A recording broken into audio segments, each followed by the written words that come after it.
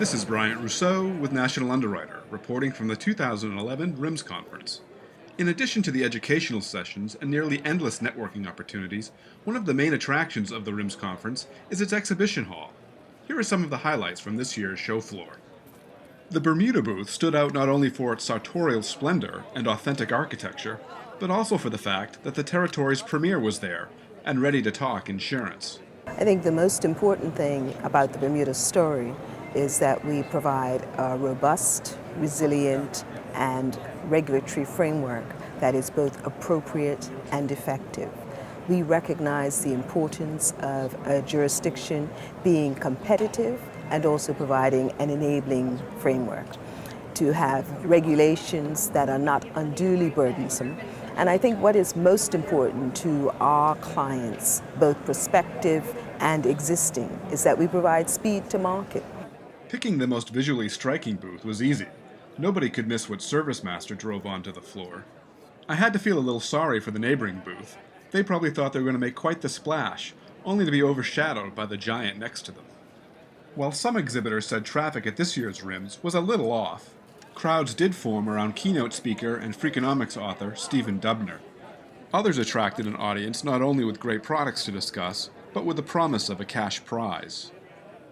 National Underwriter itself, I have to say, caused quite a stir with its money booth, where the lucky and sticky-fingered could walk away with some American greenbacks.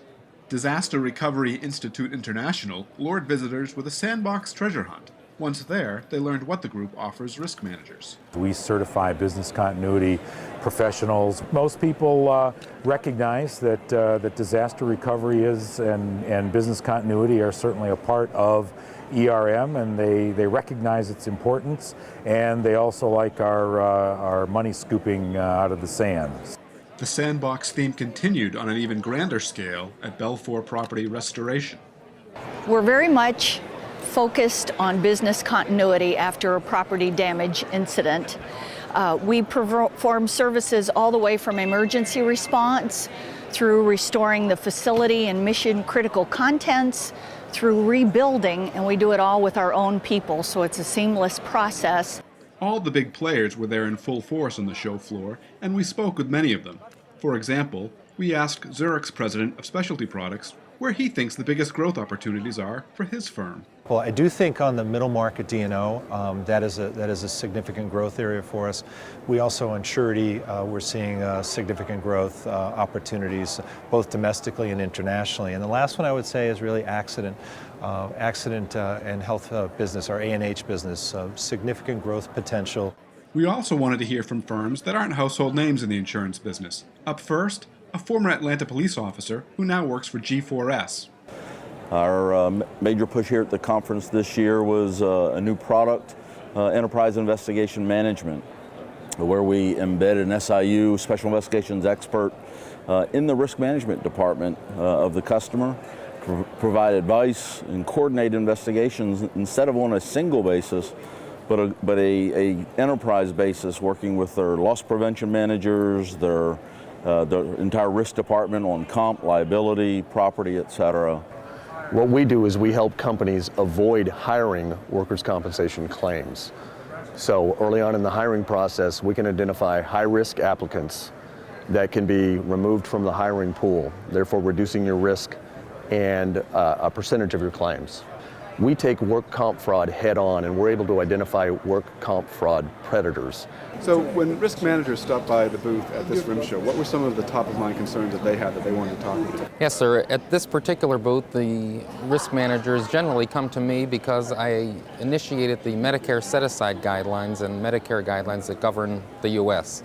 So in settlements dealing with Medicare beneficiaries, Medicare has an interest in those settlements, both in liability and workers' comp. As a result, our settlement prices are going up, and some lawyers are not aware of the Medicare issues, which opens our clients up for further liability if those Medicare interests aren't taken care of. So John, what are some of the top global legal concerns right now facing risk managers, carriers, and others in the insurance industry? The most significant feature underscored by RIMS Vancouver itself is the international nature of commerce today and the international nature of risk management.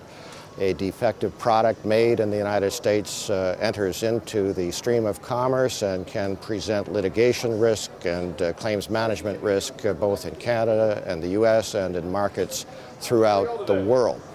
What is essential is that risk managers have in place the infrastructure for rapid response when disaster strikes so that they have the legal and expert support needed to respond when a casualty arises. For corporate risk managers who have large commercial fleets, talk about what your product can do to help them control costs. Absolutely. Basically, Zoom Safer has two platforms to help companies deal with their risk and liability associated with distracted driving. Our mobile product is basically software that's put onto handsets, so when the driver actually starts to drive, we proactively control what they can and can't do while they're using their phone while they're driving. So if you don't want them to text, email, browse, then you can have policies around hands-free calling or not hands-free calling. So the second product, which is Vision, doesn't require software to be put on phones. It's more of an analytics or a scorecard approach, very similar to what the telematics guys do with hard braking, swerves, etc. What we do is we do an overlay with their information, with their cell phone records, so you can look at how people are using their cell phones on a per mile, per hour, and per trip basis.